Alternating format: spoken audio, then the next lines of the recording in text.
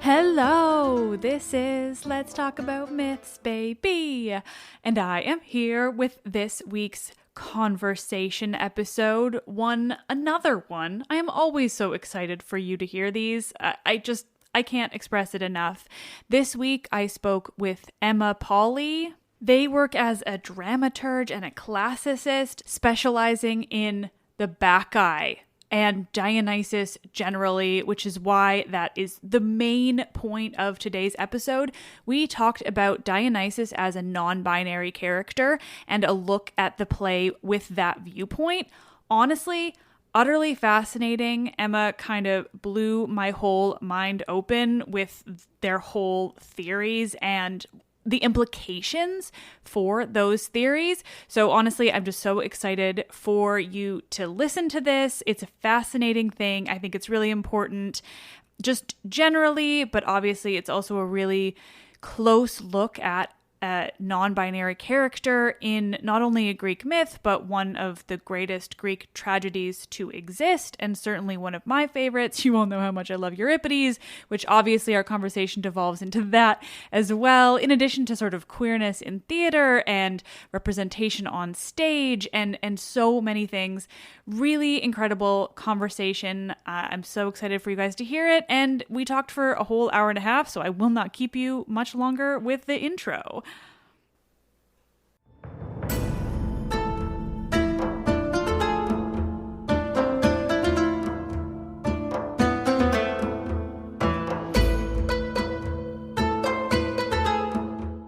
Conversations, Nonbinary Dionysus, a look at Euripides Bacchae with Emma Pauly.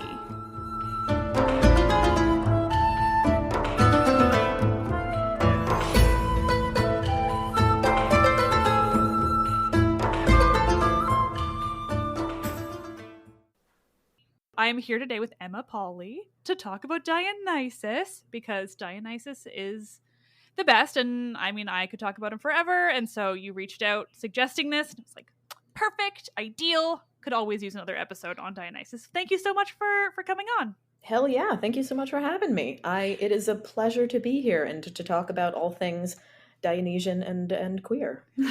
Gosh, the best things, I would argue. Truly. But yeah, so we're talking today, I mean, about Dionysus, because you kind of specialize a little bit in the Bacchae, and or a lot, I should say, probably, but also specifically you translated it for a performance recently. So let's talk all about that. Yes, I did do that. It is it's the most recent draft of a translation that I've been tinkering with, playing with since I graduated from college.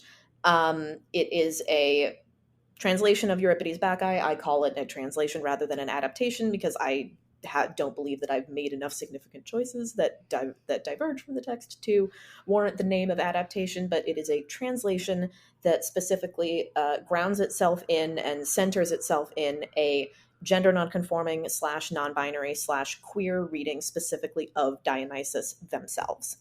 And I make it a practice of using he and they pronouns within that translation, depending on which characters are talking.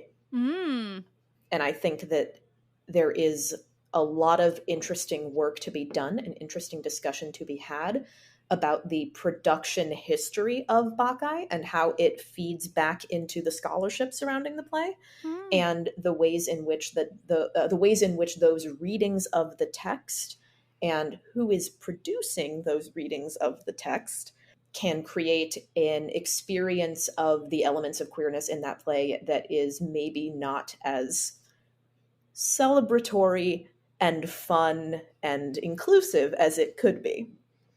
Interesting. Yeah. I'm already fascinated. So that's something, I mean, it's something I talk about, or I mention a lot, I should say, when it comes to Dionysus. Like, I definitely view him as non-binary in as much as that could have been, an accepted thing back then. Obviously, they wouldn't have Mhm. had the kind of terminology or understanding, and so it wouldn't have been so explicit, but there's so much to do with that god that just suggests this sort of like gender fluid, just really like subversive, and he's so many things.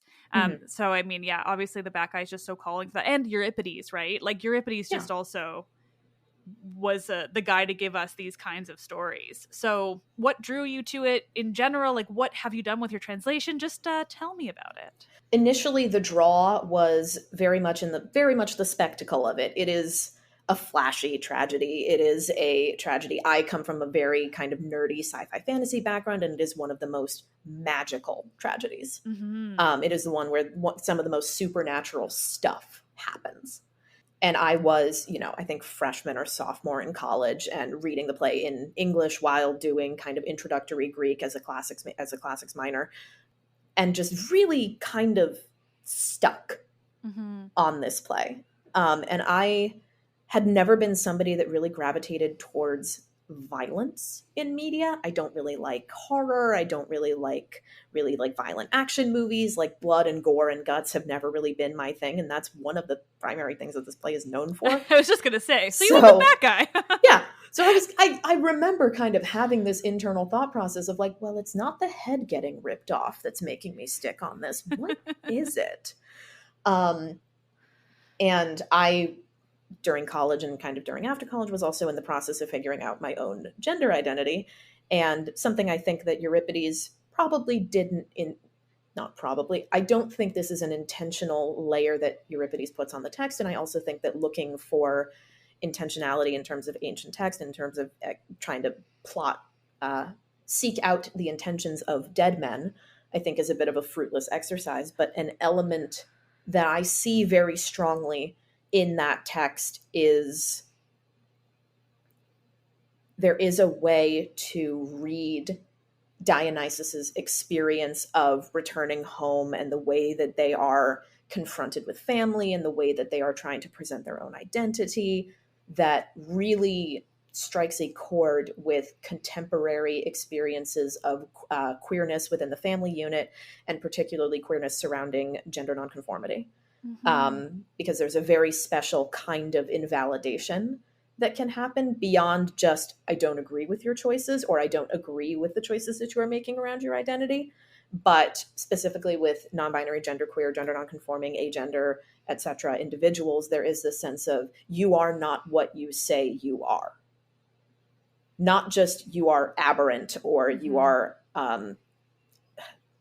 disliked or not wanted, but you are not real. Like specifically like negating it. Yeah. Versus, yeah, that's so interesting. I hadn't thought about that aspect of it, but it's so powerful. Yeah, no, it gets very interesting, and there's a very something in that text really lights up when you think about viewing it through that, when you view it through that lens of Dionysus as a young queer person coming home to their own family and trying to present themselves in their, as they are as he is, and seeing the rejection that happens there. Because another thing that really, a hallmark of production history of Bacchae and scholarship of Bacchae, is this way that they view Dionysus's anger as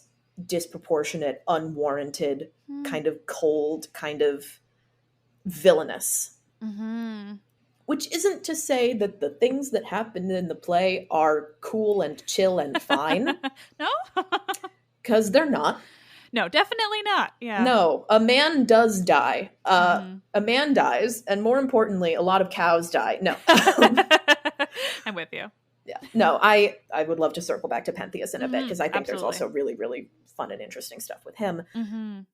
But viewing that anger through the lens of something a little more kind of immediately emotionally accessible in the modern day, beyond being dishonored and kind of, I put air quotes around that. Yeah.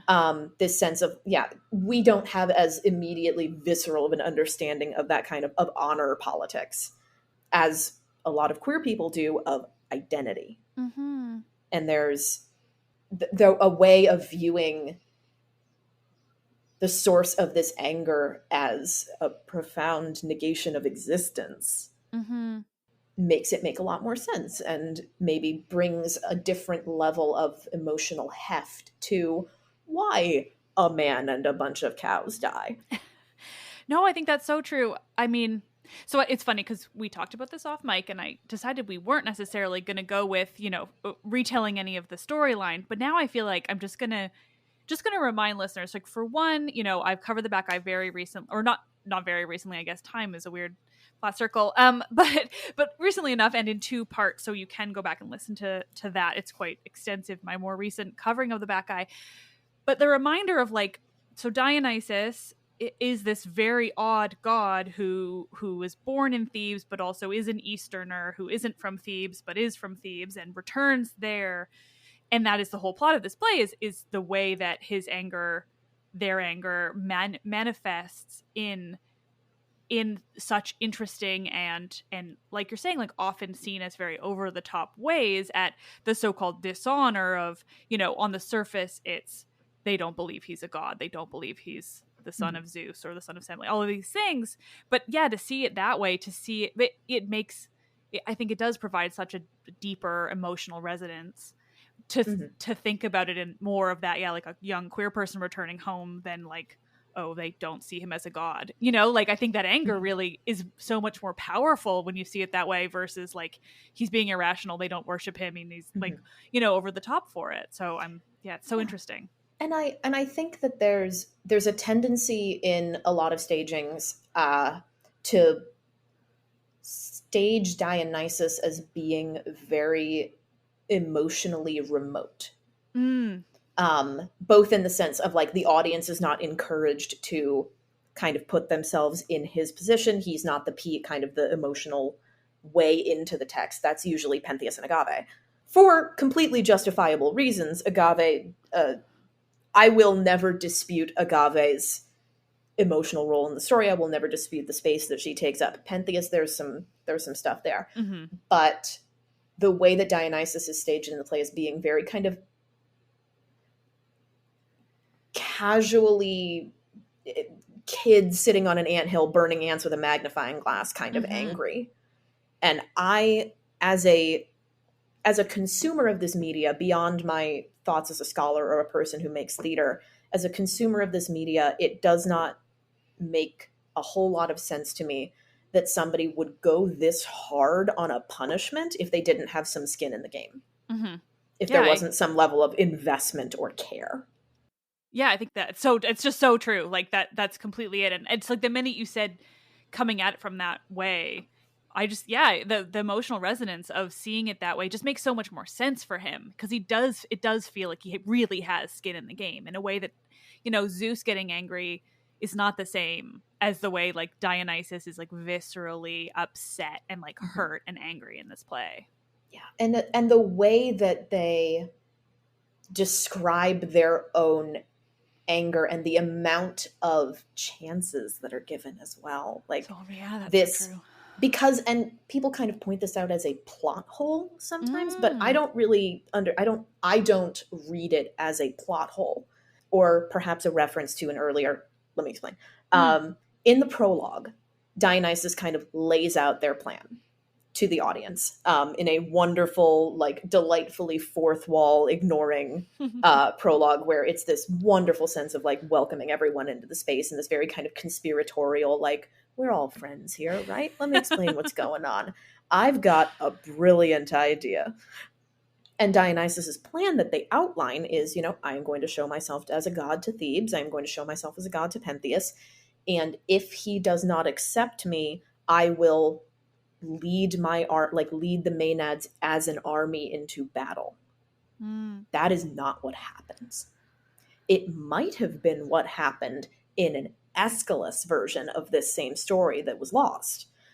There's an Aeschylus trilogy that would have potentially encompassed this, I think, including Semele, otherwise known as Hydrophoria, the water bearers, which would have been the death of Semele and the birth of Dionysus, also involving Actaeons somehow. And then there would have also been a play called Pentheus, and there might have been a play called Bassarids. But in the Pentheus play, it is entirely possible, and given the fragmentary evidence that we have, that play included Dionysus leading the Maenads as an army against Pentheus, which is a much more grandiose spectacle of aggression. This is incredibly personal, what Dionysus does. And I can absolutely 100% imagine this god, this individual, walking into this situation saying, okay, here's the plan, military strategy, this is going to be fine, and trying to kind of keep that as plan A, because that's the plan that kind of makes sense. And then getting into the situation, giving Pentheus a few options, and then experiencing the tremendous emotional hurt of the way that the interactions with Pentheus go down. And there's more to be said about how those interactions go down because of the presence and perhaps overreading of the sexualization of those interactions. But I don't think Dionysus walks on stage from the word go with the intention to do what they do.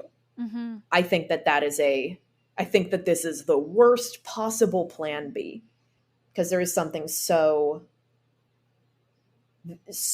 really truly vicious about it that attacks Pentheus on multiple different levels and is this level of ferocity. It's, okay, you're so attached to your masculinity, you're not going to die as a man. You're so attached to your prowess in battle, you're going to die hiding. You're so attached to your aggression and being forthright, you're going to die on a stealth mission. You're going to die in all of the worst ways that I can imagine for you to die, and you are going to smile and thank me while you go to your death. Which is absolutely fucking terrifying. And again, another reason why it is, to my mind, all but impossible to make Dionysus a saint or to excuse all of their actions, because that is a terrible thing to do, especially in the way, and I will come back to this in more detail, the way that queerness and non-normative experiences of gender are weaponized. And the way that particularly leading Pentheus through a non-normative experience of gender is used as an act of cruelty and violence, which not cool, man. Well, I think that's, for one, laying it out that way, the way Pentheus dies is so fascinating. I'd never thought about it in so many the deep levels of the way he dies. But even what you're saying about plan A being this war with the Maenads, and then this is ultimately the worst plan B ever. But the idea that plan A was that battle, and he wanted it to stay that battle, almost as if Dionysus couldn't.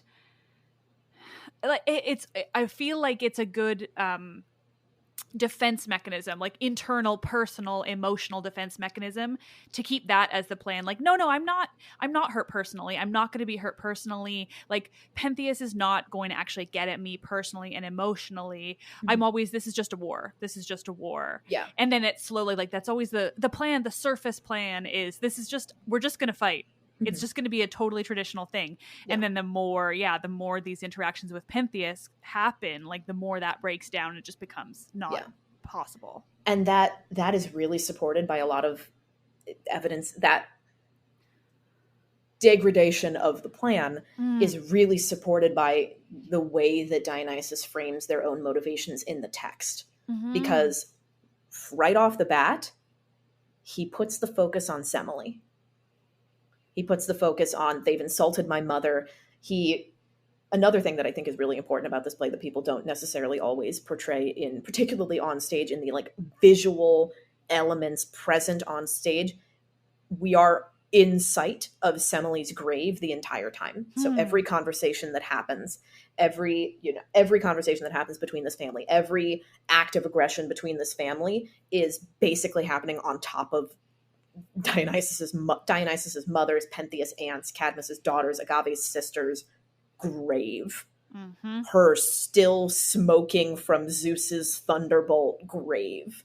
There is a visceral visual reminder of this dead woman on stage, or at least very close to the stage, the whole time this goes down. And Dionysus starts off the play putting a lot of the emphasis on, I'm going to defend my mother. They've insulted my mother. They've called my mother horrible things. They said my mother lied. And then they've said I'm not real and they're dishonoring me is not an afterthought, but is kind of held in equal measure with Semele. And then in the epilogue, Dionysus doesn't really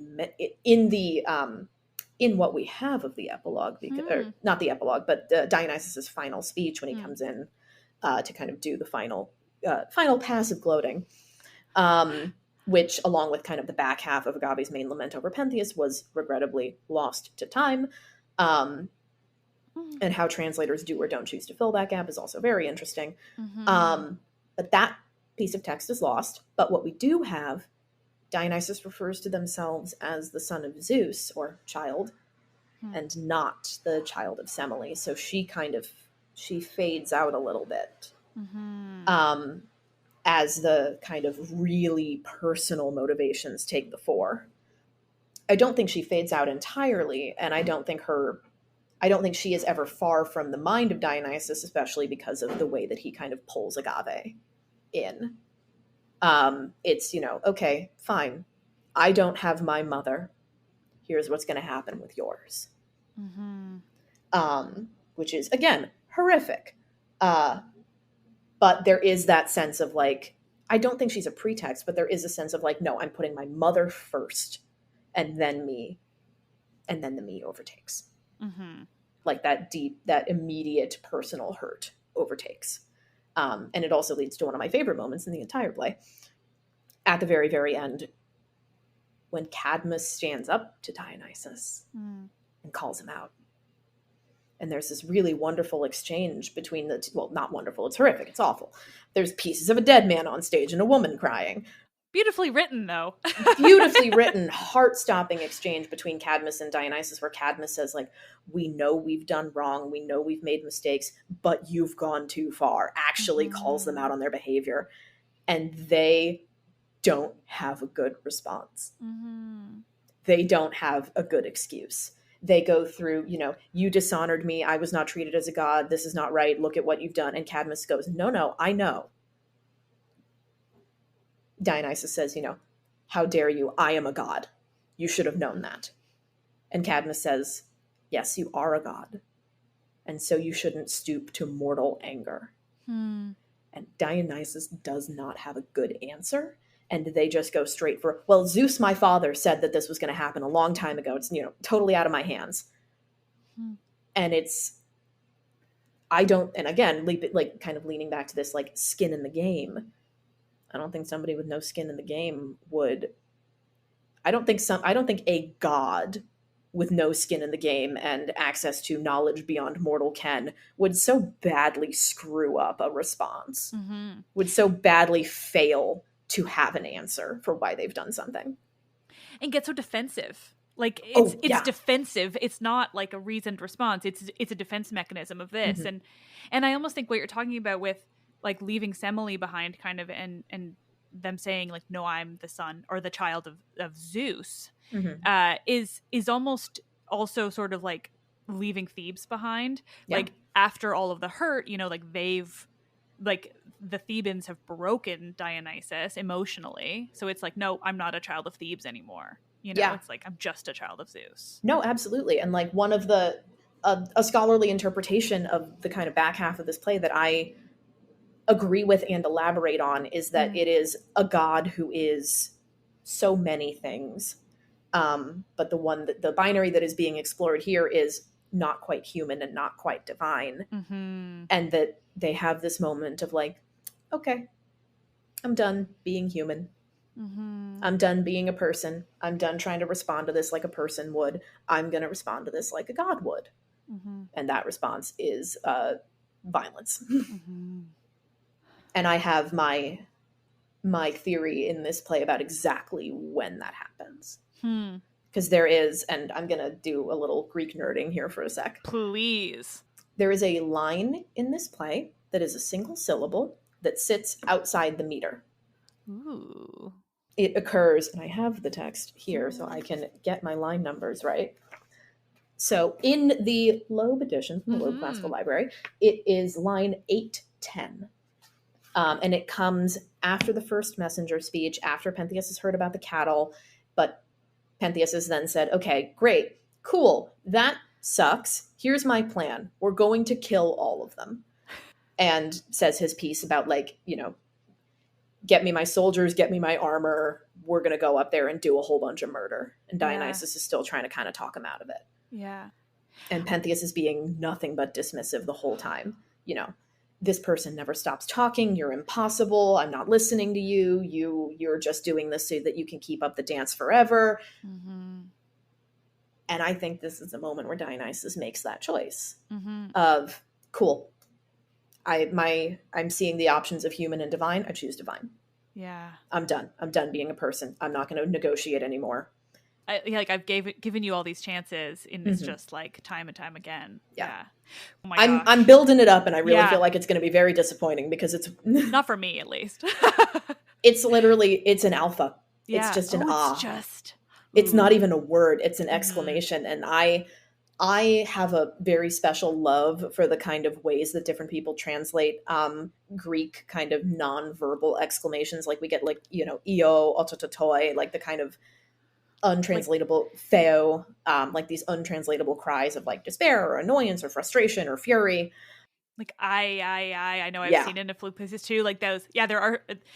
That's one of my fascinations too, is all the different ways that they do those sounds, because they do appear in so many plays. Yeah. So it's just like visceral, like noises. Yeah, and it's really hard to get those, to kind of find a way to convey the emotional heft of those, because, you know, oh me or alas ain't gonna do it, bud. No. And one of my, I am not 100% sure if this is the best possible choice as a theater maker or a scholar, but there is the way that I chose to translate it a few pages earlier, when Pentheus kind of first comes back on stage and sees Dionysus escaped after the earthquake. He has a theo, which is like a cry, like a kind of frustration cry, and I translated it as fuck. Damn right. Like, just right. It's just in the draft of the script, it's just bold, all caps, like broken out from the rest of the line. It's just Pentheus says fuck 2K21. But here it's just that alpha, which is so nebulous in its meaning. And I've heard it translated as like stop or wait or just you know, AH again in English. And it's this 0G kind of moment of suspension when you're at the top of the roller coaster and you know it's all downhill from there. And the way I chose to translate it is okay. Okay, yeah. Because there's just like, yeah, I get that's so powerful. Of just like, okay, like, yeah, it's like in so many different ways you can see that. Ugh. There's something really loaded about okay in English, because it does so desperately depend on your actor, and it's so you know, and that's something that I hold a lot of stock in, is trusting actors and trusting performers to kind of be able to pick up what's going on. But there's something incredibly loaded about having one line of argument and trying all of these different tactics, which Dionysus does. You know, let me go to the women first. I'll bring them down to you. You don't need to go to them armed. They'll they'll beat you even if you do go to them armed. All of these different tactics, and Pentheus just isn't listening. And then we get, okay, here's the other plan. And then things get very upsetting, especially in the way that Pentheus's autonomy and consent are violated in this process. But yeah, so that's the single syllable, I believe, that signifies Dionysus changing their plan. And you know, everything's fine from there. Oh yeah. It ends really well, for sure, for everyone. Yeah. Best bros. Dionysus and Pentheus, best bros. I just love, I mean, I find so often in situations like this talking about especially the plays, but I just find myself at a loss for any kind of like intelligent phrasing on it when all I want to do is just talk about how viscerally I love specifically Euripides' plays and the way that you can do things like that and really like break it down and like look at those tiny little choices and translational choices. Like I just reached over, fortunately it's all within grabbing range of my Anne Carson's Bacchae. Yes. Because that one I love. It's so interesting and I wanted to see what she did, but there's no line numbers, which is not helpful. Yes. No. But actually, the virtue of having worked on this play for having kind of been intimately involved with this play for 5 or 6 years is that I can find things really quickly. So Anne Carson did just did A-A-H period. That's how she did it. I also grabbed a kind of more conventional translation by Michael Kakianis, who is a little more... Yeah, hers is very unconventional too. Like even as far as any translations go, that's what she does, and she's got that wonderful little choral passages where she just goes on for about like 3 minutes straight about different shades of green. It's really fun. I love her. And Kakianis also does but he puts an exclamation point. I feel like Anne Carson's is a little more similar to yours, almost just not like as much, but just that kind of like you know, instead of that exclamation mark. And I've. Production-wise, it's usually screamed. Or at least made, like, very forcefully. If it's if it's stop, if it's wait. I've usually seen it done as, like, very much like throwing a gauntlet down. But I think there's something really fun as well about doing it a little softer. And kind of making it a more internal thing. That's something that Dionysus is kind of saying for themselves. There's some interesting stuff in Anne Carson's translation, and particularly in the way that it was staged at the Almeida in, I believe, 2014, 2015 with, really interesting production with Ben Whishaw as Dionysus. Oh, wow. Ben Whishaw as Dionysus and Bertie Carvel as Pentheus, and he also doubled as Agave. They kept the doubling, and so Dionysus also played, Ben Whishaw also played Tiresias. Really interesting play, and really interesting staging that avoids some of the big bear traps of Bacchae and falls into others, I think. Because there is... I talk about Bacchae as a play full of bear traps. And the big... As a person who makes theater, and I work as a dramaturg, I work as a translator, I came to classics through theater, so... And trained as an actor. My primary MA is in acting, is in theater. The biggest bear trap of this play, and the biggest pitfall that has befallen productions, or what I believe is a pitfall, is to kind of stage this play around the archetypal image of Dionysus as a thin, white, cis, male body, given kind of just enough androgyny to be edgy, and by just enough androgyny to be edgy, I mean like kind of long hair and body glitter. Yeah. Shirtless, surrounded by like a pile of writhing women that are the chorus, who are all heavily implied to be sexually involved with Dionysus. Oh, yeah. And the production at the Almeida didn't do that. Good, yeah. That's to their credit. Yeah. But they did still cast a cis white man as Dionysus, which is something that I try to kind of push against. Yeah. But they did avoid this kind of really rampant over-sexualization of the chorus in particular. Because there is this tendency to stage the chorus as very hypersexual. Which kind of puts Pentheus-colored glasses on the audience. Yeah. Oh, yes, that's so true. In that, like, we are being invited to see these women and people in the way that Pentheus sees them, which is that they are up on Mount Kithaeron for the purpose of doing the nasty. But it's really interesting that every single time Pentheus says that in the play, someone else, sometimes, I think once or twice it's Tiresias, once or twice it's one of the messengers, sometimes it's Dionysus, somebody will refute him. Somebody will say, no, sir, I didn't see that. No, sir, that's not what's going on. Tiresias says, if a woman wants to be chaste, she'll be chaste. Aphrodite won't have these women if they don't want her. Dionysus won't lead the women to Aphrodite if they don't want to be led. There's this affirmation of the sexual autonomy of the chorus, Yeah. which does kind of work against this rock star and his groupies staging that happens so often that these women are following Dionysus out of a sense of sexual attraction. Yeah.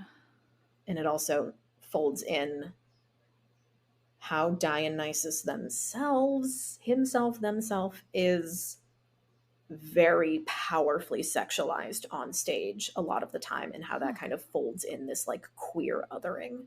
Yeah. Because the way that they present themselves in the text, it's described, they're pretty clear about what they look like and what they're wearing. And they, when Dionysus talks about himself, he says, I am wearing the costume of a Maenad. I am wearing the fawn skin. I am wearing I am holding the thyrsus. I am wearing clothing that would be associated with a woman. And when other people talk, they say, this person has long hair. This person has pale skin. This person has flushed cheeks. And the way that is interpreted is as something that was deliberately designed to be sexually attractive. And deliberately designed to be sexually attractive in a kind of deceitful and entrapping way, which has some very not fun resonances with the way that modern, particularly trans and non-binary people are sometimes viewed, in that their choices about their sartorial and physical presentation are done as a trap. Or as a means of deceit, or as a means of attraction, as opposed to somebody wearing something or somebody choosing to look a certain way because it makes them feel like them. Which is like, yeah, that feels like it should always be the most obvious. And yet we live in this world. So I say that knowing full well that that's wrong. But this is so interesting to hear all of this, because I think it's a good thing and a bad thing. Certainly, I personally have felt like it's a very bad thing that I don't think I have ever seen a staging of a Greek play. I don't think that they've ever been available to me in any kind of accessible way. And, and so certainly I should be, I could be searching some for in video and everything, but I love watching theater in person. But I've seen so much Shakespeare because that's the world we live in. And so it's really interesting to me to hear all of this, because I have only read Bacchae. I have read it multiple times and in multiple translations, but I have only read it. And so it is such an interesting difference to hear how it is presented, because I don't get the sexualization of the Maenads in the reading of it. And then maybe it's also because I know that what the Maenads would have looked like, and that sure, there is an aspect where we would use the word orgy at times, but that doesn't necessarily mean that they are these hypersexualized beings all of the time. And so I think that it is, that's just so interesting to hear. And that it is such a, Dionysus in this play is so obviously meant to be fluid in many ways, in whatever intention was meant in terms of their gender. But it is obvious, like you're saying, of the way that they're dressed. And that's interesting too, because it's not as if, one thing that I like to remind my listeners is that we don't have stage directions or costuming directions. We don't have anything like that. No. So the fact that we know exactly how he's dressed is because he says it explicitly. So it's also a very specific, rare thing that we know how Dionysus would have been dressed. And I think that should be almost a nudge to the productions of it to say you actually for once have an idea of how it should have been staged and go with that. Bacchae is there's a scholar named Charles Siegel who wrote a book called Dionysiac Poetics and Euripides Bacchae, and he talks a lot about the kind of meta theatrical aspects of Bacchae. And there was a production about 3 or 4 years ago with City Company. Artistic director is Ellen Lauren, who played Dionysus, but Anne Bogart was also involved, who's a very famous theater director. And she said, and I went to a talk with her before the show premiered, and she said that this was one of the most difficult plays for her to direct because there's already a director in the play. And it's Dionysus. And this is a play where Dionysus is the director and the stage manager and the costume designer and the sound designer and the lead actor. And it's a tremendously meta-theatrical play. So it's because it is a play about performance and identity and saying that you are something and then making it so. Which is it gets really, really interesting when you kind of fold that into thinking about gender as performative. And that gets really hairy when you apply it to what happens with Pentheus. And the way that Pentheus's experience of gender is staged.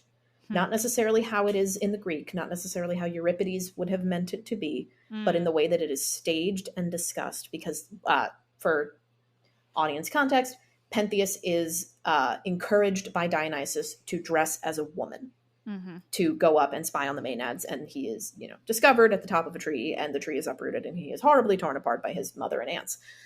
But he does so dressed as a woman. Not just a woman, specifically a Maenad.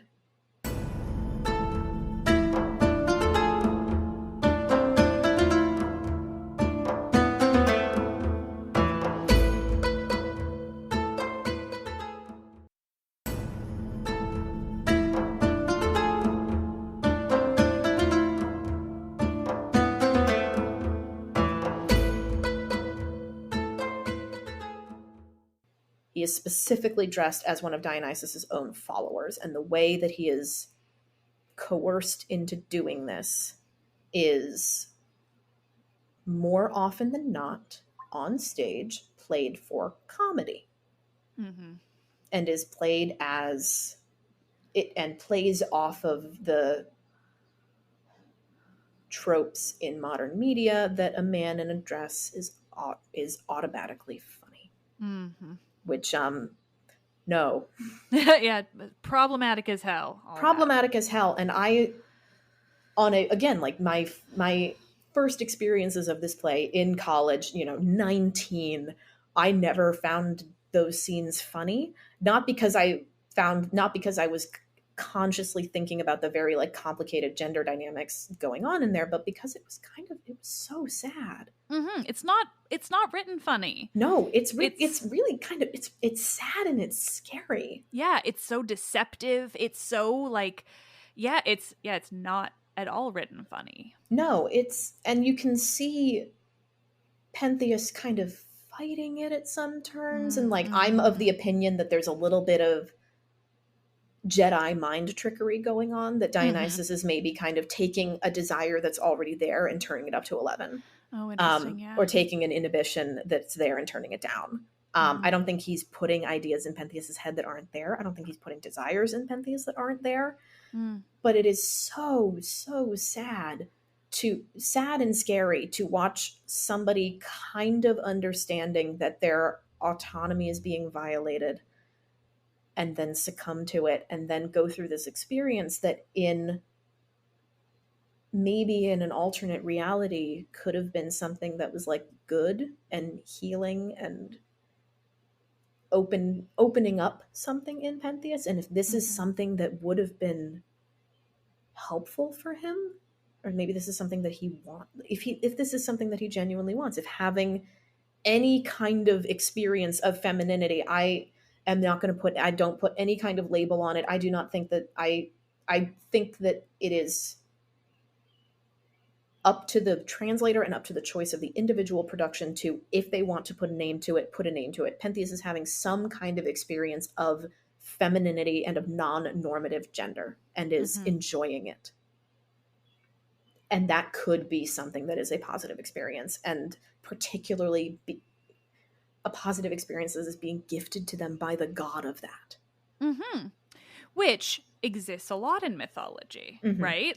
That's the story I always go back to, is this idea that a lot of characters that we can see now as trans were gifted with their true gender by the gods. They were transformed.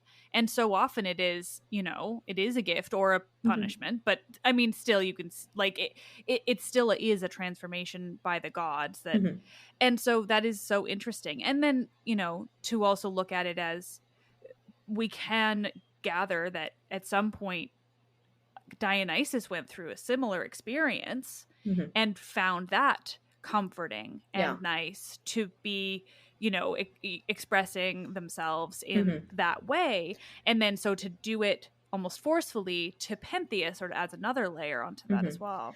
Yeah, and on stage. It is, and I rarely see it staged this way because I understand why you wouldn't, because you want Pentheus's outfit to have some kind of impact, and if you're playing it for comedy, which you shouldn't, you have to make like a very distinct sartorial choice. Mm-hmm. But if we go with what is in the play, the way that what Dionysus describes himself as wearing at the top of the play and what Pentheus puts on are the same outfit. Mm-hmm. Mm-hmm. They are achieving a level of, they are coming towards each other in this way that could be so interesting and so cool and so helpful. And this is happening while Pentheus is having hallucinations and or elements of religious kind of ecstatic experience. He comes back out dressed as the Maenad, and he is seeing double. He sees 2 suns in the sky, 2 sets of 7 gates around the city of Thebes, and those are things that are and are not real, or he's kind of getting a glimpse behind the veil, or he's getting some kind of heightened or altered state of consciousness. Mm-hmm. And then he looks at Dionysus, and he sees bull horns from Dionysus's head, and the bull is a sacred symbol of Dionysus, and Dionysus in Bacchae in particular is very often conflated with the bull, is called a bull when he is leading Pentheus to his death, and Pentheus sees the bull.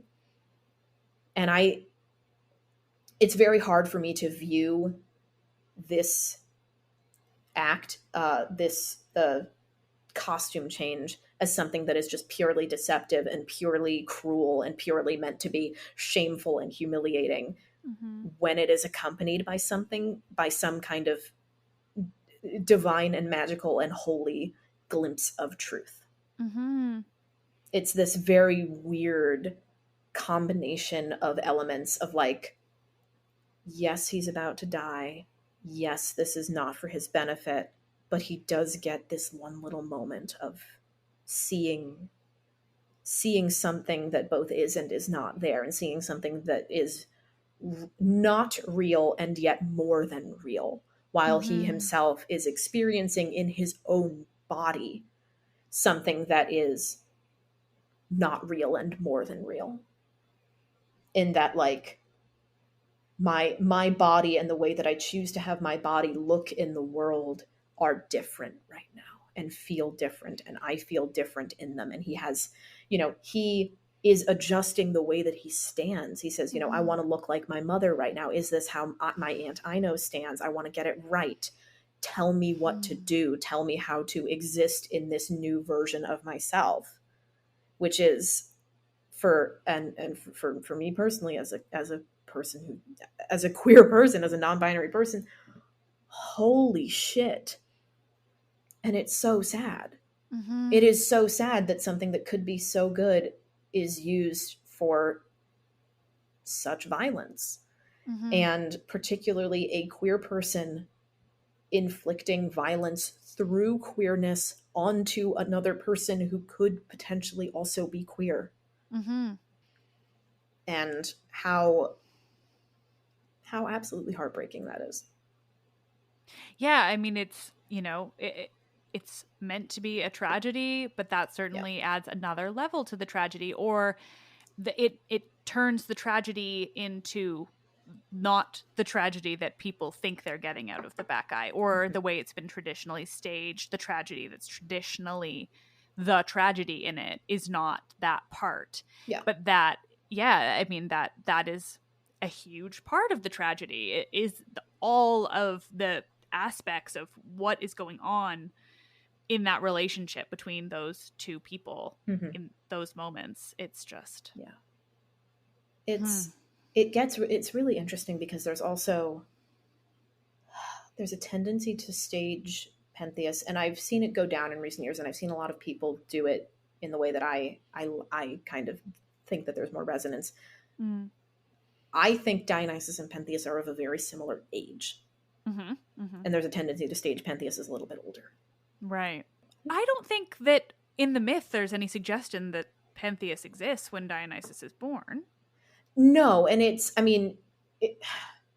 gets really hard particularly with like tragedy continuity, because with a play like Bacchae that doesn't exist in a trilogy and doesn't kind of have any ties to other plays in Euripides, you kind of have to, I kind of have to treat it as like a little kind of canon bubble.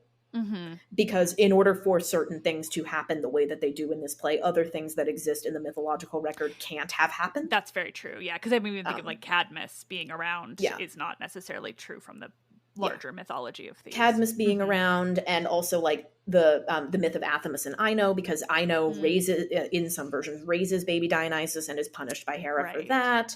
Right. So there's, I kind of have to treat it as like its own little like snow globe of canonical reference. Yeah. But the way Pentheus is explicitly described in the Greek as young, as a youth, and there's, Cadmus has recently abdicated and nominated Pentheus to be king. When Agave is holding his head at the end, she describes him as like a lion cub that has, just the first growth of a beard. Right. People talk about him as, a youngish man. And I think that creates a very powerful image of these two young, angry people kind of bouncing off of each other. Because there's a real tendency in the scholarship around Bacchae to kind of describe it as this like tidal wave of divinity that just crashes over Pentheus. And, Pentheus is completely helpless and there's nothing he can do. And it is a dark and cynical play about how we are playthings of the gods and they will do with us what they will. And we can do nothing to stop them. And I think that's a story to be told. That's a really valid story to be told. And I respect that, because I think we've all had a year where we feel like that. And that is Greek mythology so largely. Yeah. But yeah, I don't see it in that play necessarily either. No. Every time that like scholars talk about the scene of like Dionysus convincing Pentheus to go up to the mountain, they call it a seduction. Oh my God. And I'm like, no. And also like Dionysus says what they've done. And says, and like kind of like pretty well walks the chorus and the audience through their own thinking, and nowhere says I will seduce this man, and nowhere says like I am going to be like, the way that they're described in the scholarship is like, oh, they're coy, they're inviting, they're enthralling, they're alluring, and I'm like, because what they do say in the Greek, it's kind of it's very aggressive and violent. They say, I'm going to plant like a whirling madness in his heart. I'm going to, tear his wit. I'm going to send him out of his wits. Like, it's this very forceful language. It's not, I'm going to trick him. I'm going to deceive him. I'm going to seduce him.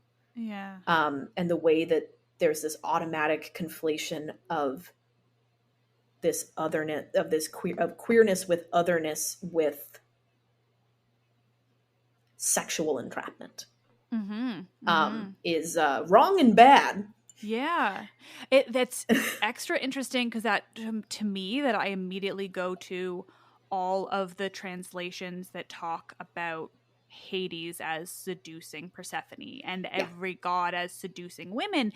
But in those cases, it is a slight on the women, not the seducer. But in the case of Dionysus, this queer character, it is a slight on them instead of a slight on Pentheus. It's like, it's still, the way they managed to do that. It's still a slight on the non-normative person. Yes. Yeah. On the person who is not like, I guess was going to say not in control. Like they clearly are in control, but still, like, in that, it's in the same way that the women are the ones slighted when it comes to the gods, who are the ones who are actually performing the non-consensual action. Oh, yeah. So that's just extra interesting. Definitely. It's messy and weird and complicated and very, very fun, and also can keep you up at night. Yeah. Um, Story of my life. I yeah, love it. because Yeah. And hate it. yeah, because like and there's something really. I obviously I love Dionysus like as a character. Like I hope there's a lot of love in my heart for like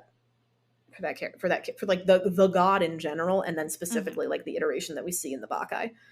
Agreed. But there's something really viscerally upsetting about the way that they fuck with Pentheus's head. Yes, it's not. Yeah. And the thought that something could plant ideas like that and make you make decisions that are not for your own good and make you think that they're your own idea and that they're a great idea is really scary. Well, it's also unique to Dionysus, but other gods don't really do that. Like there isn't really like a story where a god does that to somebody. Hera sometimes. Ooh, that's so true. And it's, of course, it's a woman. Yeah. Right? Like, it's that like not, it's also not even just a woman, but the woman who is always villainized. And there's a and I haven't thought about this that much, but there's a very interesting like long-term cycle of abuse thing that one can kind of read into the way that Hera deceives Semele into kind of causing her own destruction, and the way that is framed as like her giving Semele just enough rope to hang herself, and kind of putting Semele in a situation where she thinks that she is making the best and most practical decision for herself, and then that gets her killed. And then we see Semele's child perform a similar action. Not the same, but similar. And particularly because Dionysus themselves has such an adversarial relationship with Hera. It's interesting to see those echoes kind of come down through the family. Yeah. But and looking at this play as two young queer people in the same family who are really hurting and really trying to figure out how best to be themselves and doing it spectacularly badly is really powerful. And it takes a lot of the burden off. Not a lot. It puts a very particular burden on and takes a burden off. It puts the burden on of, okay, now we have 3 extremely vibrant emotional hearts of this play. Because we do have, in that reading, you do have to center Dionysus as a person who has an emotional life and who has complex motivations and is something other than this kind of creepy, eldritch, unstoppable force. Which also dovetails with like, there's a trend in media that's actively being pushed back against right now of non-binary characters so often being non-human. Like there are, in video games and in TV, if a character is non-binary, they're an alien, they're a robot, they're, Janet from The Good Place, who is an AI. I use the example of Double Trouble from She-Ra, who they are a kind of reptilian appearing person in a cast of people who are much more human, and they're the only non-binary character. So it's it is not a good look. Yeah. But you now have 3 emotional hearts of this play because you have to look at Dionysus as something other than just the great other. And you have to look at Pentheus as someone that's undergoing, having a lot of rage and having a lot of anger and struggling with his own repression. And this is, and the one that I will admit that like as a translator and as a scholar, I need to look at more, Agave, which is an absolute barnstormer of a role. Because in contemporary productions, we don't do the doubling. So this poor actress, whoever plays Agave,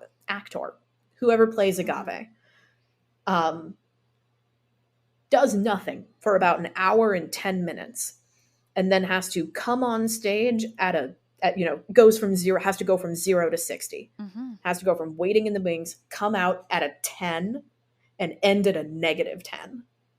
Like she has to go from the absolute height to the absolute depth, and her emotional experience is something that like I really want to and need to look at more, and where she sits in this play, because I don't think that a lot of productions do her justice, and it's very hard to do her justice because of her entrance and because of her stage time. There is a really magnificent, I think it's still available on YouTube.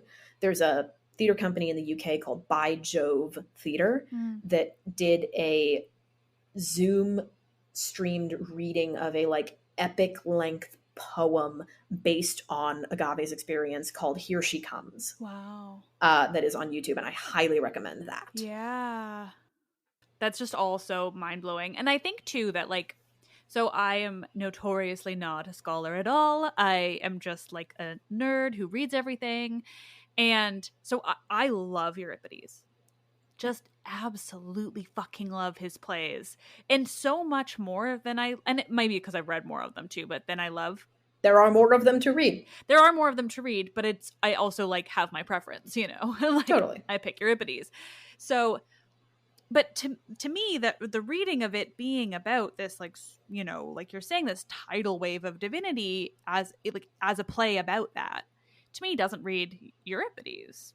That's he doesn't really do that. You know, like Medea could have been a tidal wave of female rage. Well, I guess it kind of is, but it could have been in a bad way, like the more traditional Greek way of she's just a witch looking to murder and looking for revenge, but she is not. She is this like supremely complex and interesting and sympathetic. Like she is sympathetic, and that is not, you know, you reading into it, that is what Euripides wanted.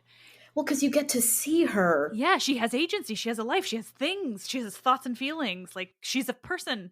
You get to see her change her mind like 9 times. Yeah. And you get to see her think on her feet. Yeah. Like, again, she's not a character that goes into the play saying like, or even the minute that she realizes what Jason is doing, she doesn't go into this situation being like, cool, I have my plan and I'm going to execute it. And then she executes it, and that's exactly what happens. You get to watch her develop her idea. Or you get to watch the seed fester, which is something. No, I love Euripides because he provides a chance for people to think on their feet.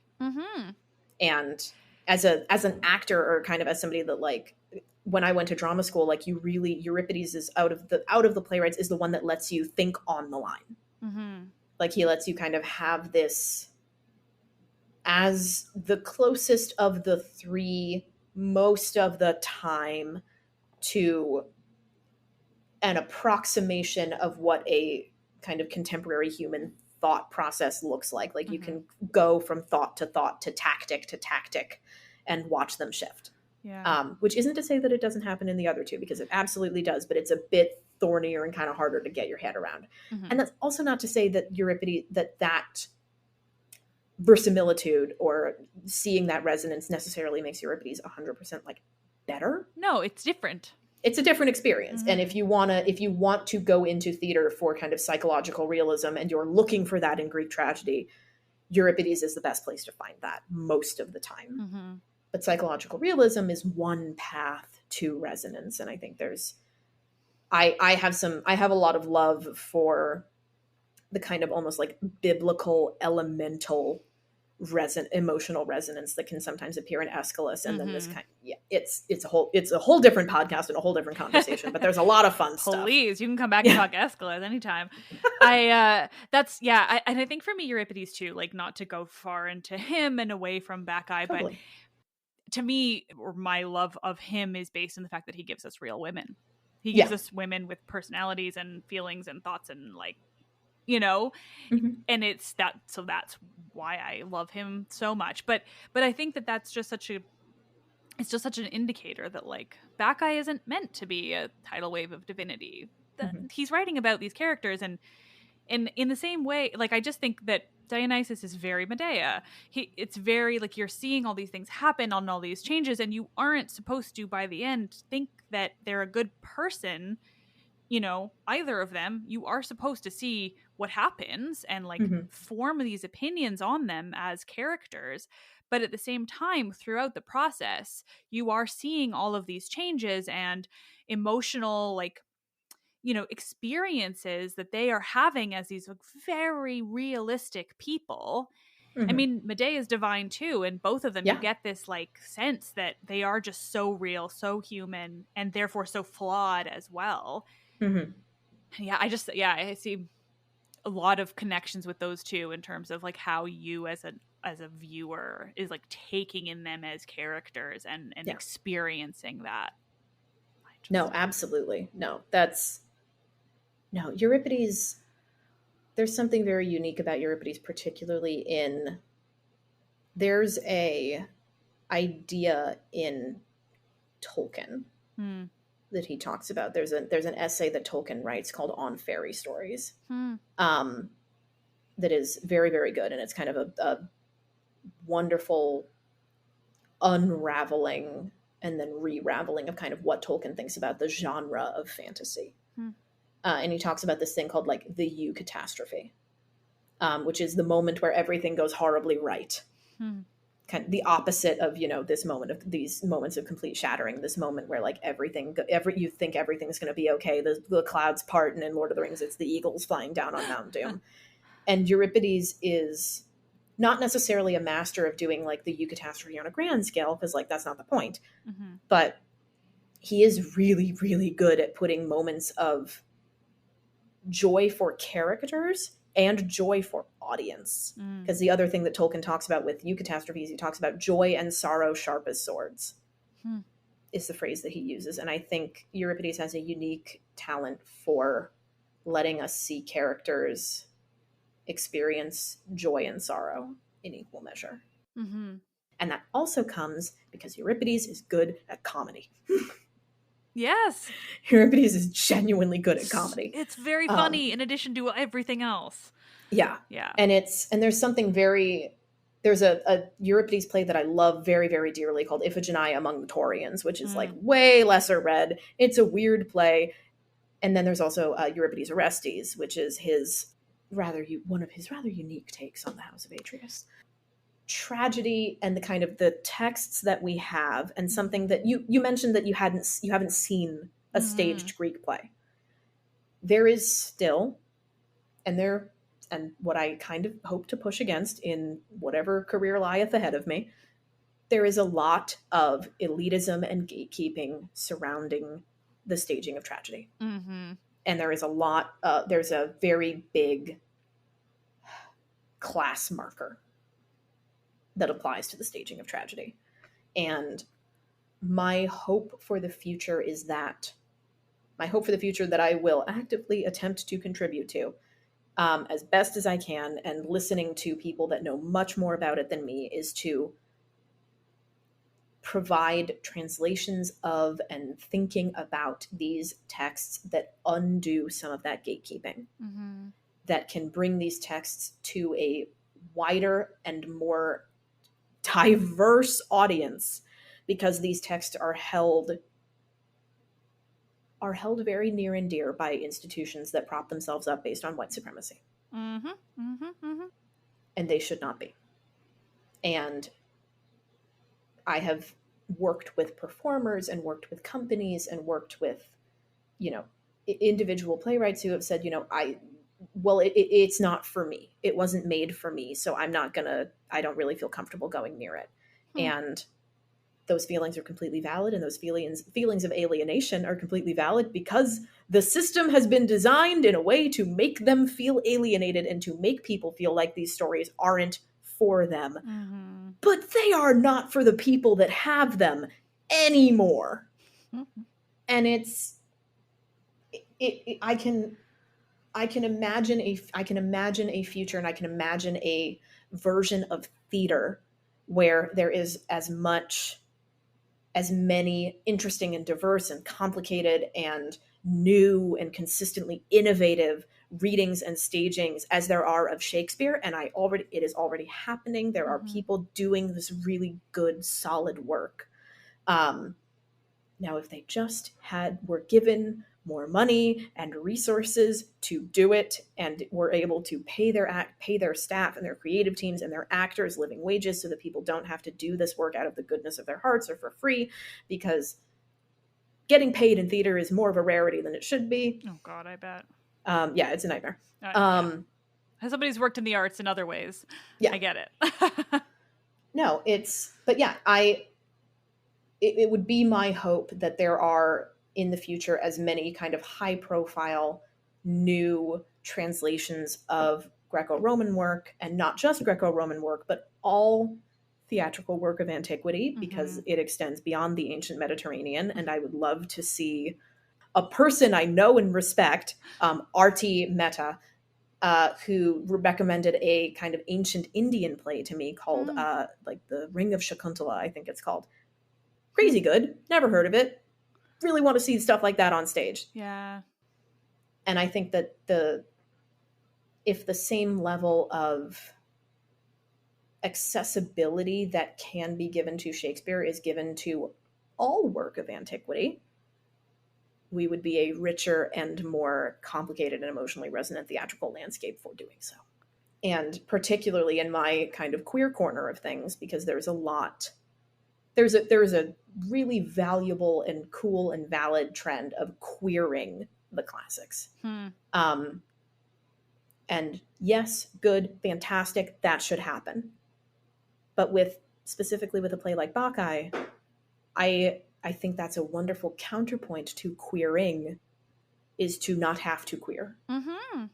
It is queer. It is already there. Yeah. It is not somebody kind of putting an interpretation on it. It's not, we're doing The Tempest, but we're doing it in space. Yeah. Yeah.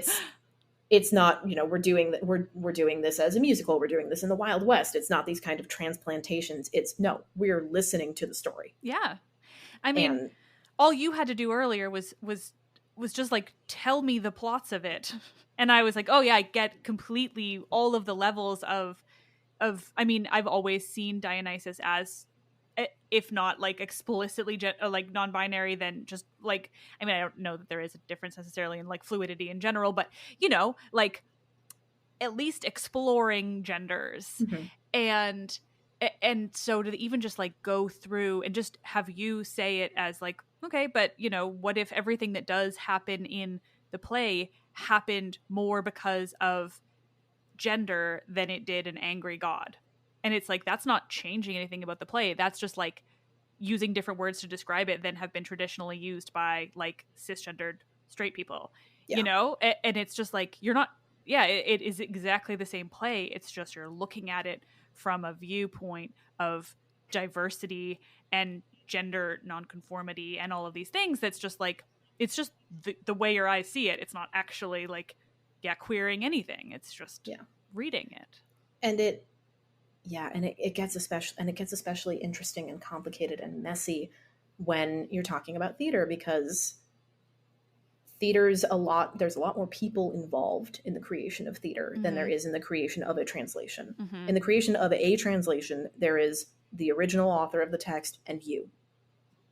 And in theater, you have bodies on stage. Mm-hmm. And something that I want to harp on, and kind of the soapbox and the hill that I will die on, is we need, whatever that is, people who are producing theater, and I will say specifically with Bacchae and specifically with the character of Dionysus, could benefit from casting bodies and people that are not cis white men. Mm-hmm. And putting bodies on stage in the role of this complicated and morally questionable, but charming and compelling and powerful and emotionally complex and, intelligent and funny, but also really in pain, and this otherworldly supernatural figure who is tremendously powerful. Mm-hmm. Having that experience put in the body of someone who is from a marginalized group. Mm-hmm. And someone who also doesn't I'm very much in favor of Dionysus being played by non-binary or gender non-conforming actors who do not fit traditional definitions of androgyny. Because there is this overwhelming trend to only view androgyny through a thin, white, masculine-leaning lens. And people with bodies that have breasts, or people with bodies that have hips, or people with fat bodies are often find it more difficult to be perceived as androgynous. Or as, as gender nonconforming, or as kind of blurring a binary when there are features that society is unwilling to read as anything other than femme. Which is not to exclude people, like kind of people who lean more masculine in even within the non-binary community and gender presentation, but there is the kind of archetypal image of androgyny is that kind of David Bowie. Yeah, look. Absolutely. I've never thought about it that way, just because I've never had to, and that's so completely true. And yeah, that's important. Yeah, no, I think it can be done, and I think it should be done, and I would like to help it be done.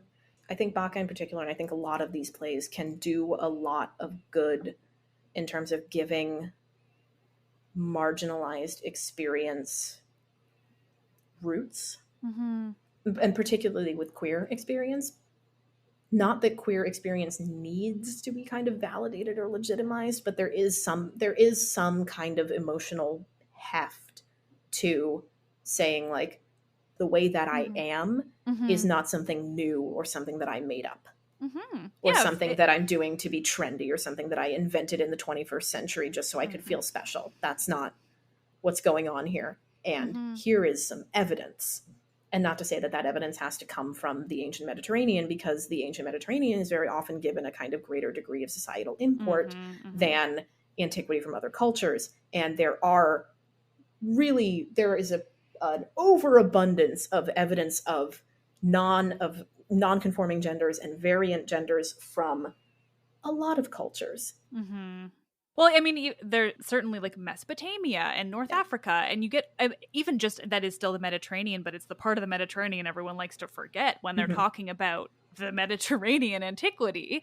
Is like, oh no, I'm sure it's only Italy and Greece that are on the Mediterranean. It isn't like an enormous sea that encompasses a lot of other places, and areas in the Levant. I'm Jewish.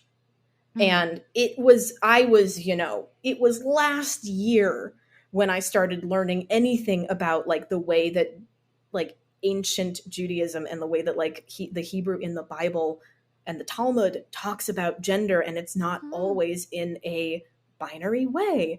And it was incredibly like a sad but affirming experience for me to be like, I'm fully an adult, and this is the first time I'm ever hearing of this from my own faith.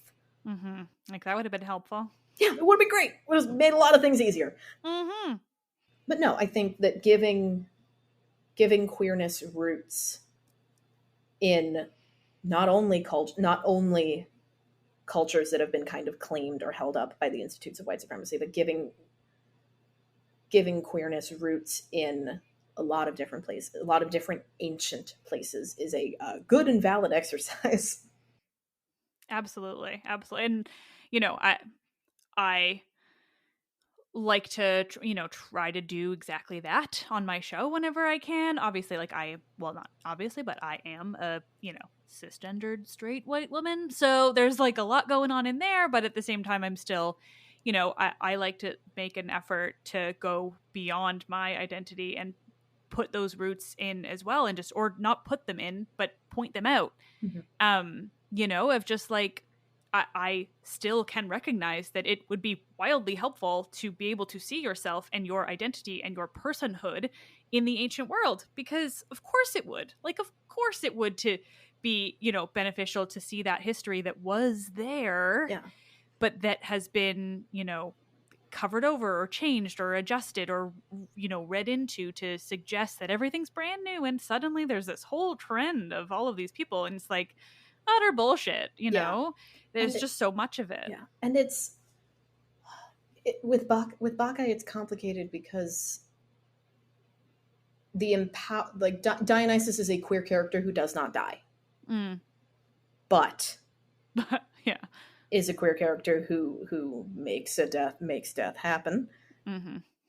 But I think there's something interesting and potentially liberating to have this queer characters, I will include Pentheus in there, have queer characters who are not saints, and who are defined by more than just their queerness. Like this story happens on a lot of levels. This story does happen on a religious level. This story happens on a level of like thinking about the politics of the polis. This story happens on the level of a crisis of faith.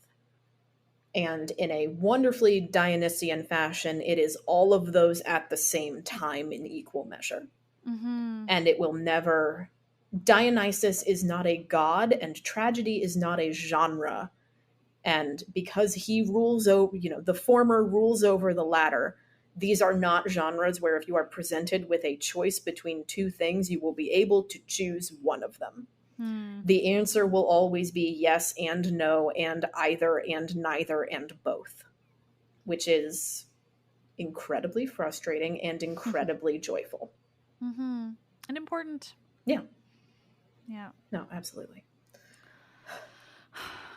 Fascinating. Gosh. Gender! Yeah, and Bacchae and everything great and exciting. Oh my gosh.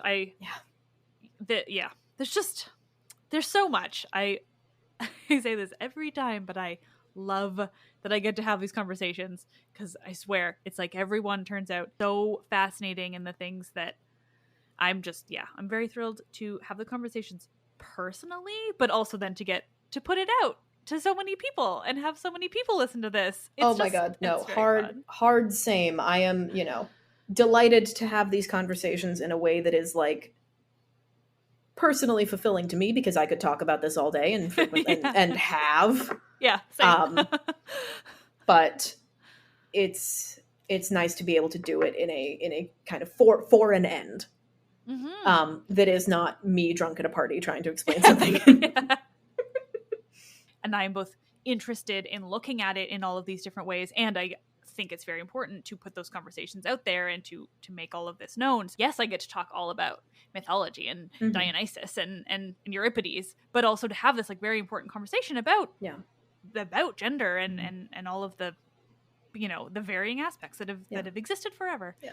This is a point that I've probably made before, not in this conversation, but I know I have made it before in like papers and personal statements and all that jazz. But I mean, like I just said, I'm Jewish.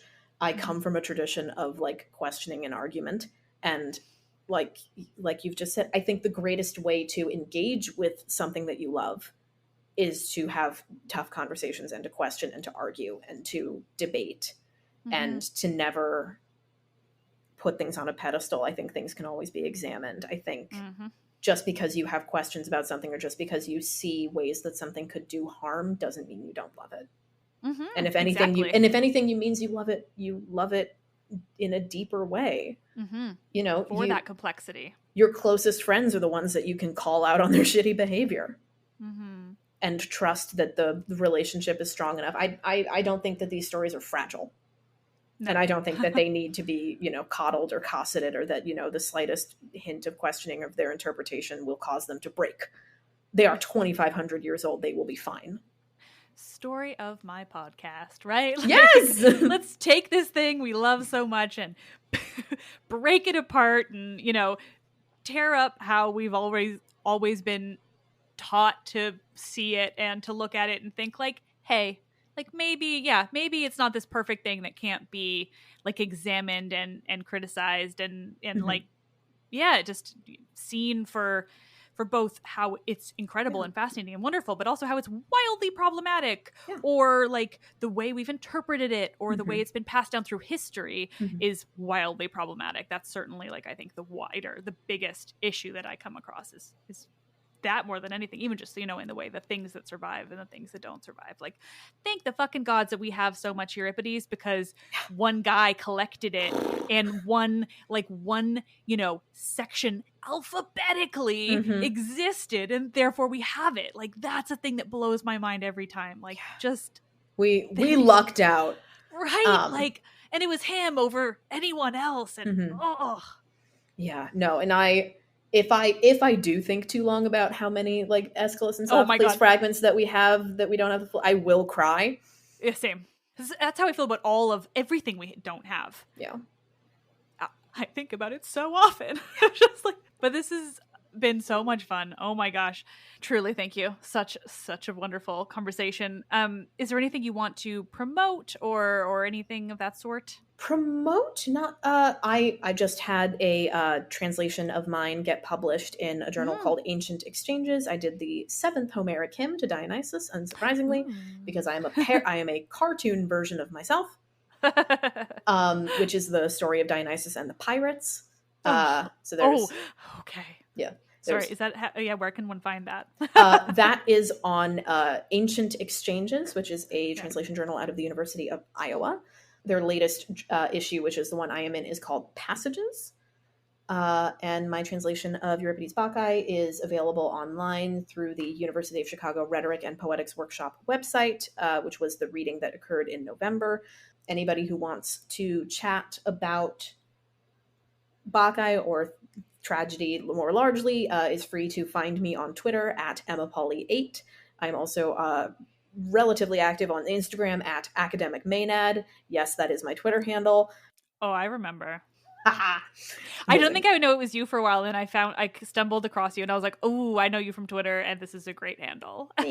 Thank you. No, and I'm on Twitter relatively frequently. Always happy to chat classics. Always happy to chat theater. I also talk a bunch about D&D sometimes. So if anybody's ever interested in like where all of those things intersect, hit me up. And I will probably be kind of falling out of the world of like things to promote for a bit because I'm about to go back and get Master's number 2 in anticipation of hopefully a classics PhD. So pray for me. Good luck. But yeah, that's all on my end. Thank you so much for having me. Oh my gosh, thank you. This was so much fun. You and I have been sort of like Twitter friends for a while, so it's so lovely to actually have you on and talk about this.